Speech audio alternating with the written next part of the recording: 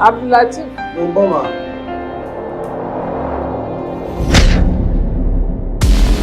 Síbí. Oya, wà lọ kírun aago méjì. Aago méjì. Mo ti kírun. Aago méjì. Mo kì pẹ̀lú. Abdulatif. Àwọn àmbẹ̀ yẹn wọ́n ṣàdúrà. Ìwọ wa bọ́ sí kọ̀ọ̀rọ̀ bí. Ìwọ wa fa igbó. Ohun tó ń fà tí ò ní kí o kí àlùjọ náà wò.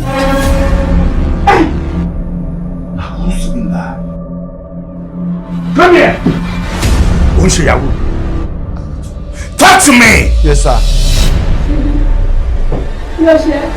Ẹ̀yà, ẹ̀yà lọ sí àgbà lọ́wọ́.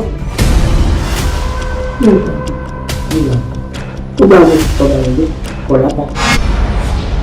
Ní ọba aṣọ ìrírí, pé ní bá ṣe sùúrù pẹ̀lú àdánwò tí ẹ wà nínú èyí, ó dájú pé lọ́jọ́ kan náà yóò padà kéré ìṣòro rẹ̀. It's my only son. Ọmọ òṣìṣẹ́ tí mo bí nìyẹn. Kí ni kò fi sọ èmi Mùsùlùmí òdodo? Fífi ní ìfẹ́ lámbà, àìsí ẹ̀dùgbò tó wá ti fi máa ra lámbù fún un. Yes, ma'am. Kí ló ṣe ti gbọ́dọ̀ máa ń bọ̀ fún ẹ̀jẹ̀ ẹ̀gbọ́n?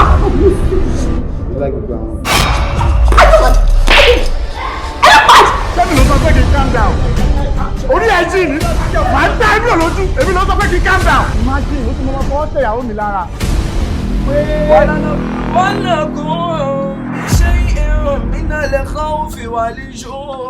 Ẹ jẹ́ àtúgbọ́ ọlọ́run tó wíra lẹ́ẹ̀kan sí i. Ọ̀rọ̀ ìyá ọ̀rọ̀ tó lámì sọ pé lẹ́nu tí máa ṣe padà sí lókè rọ́kẹ́tì.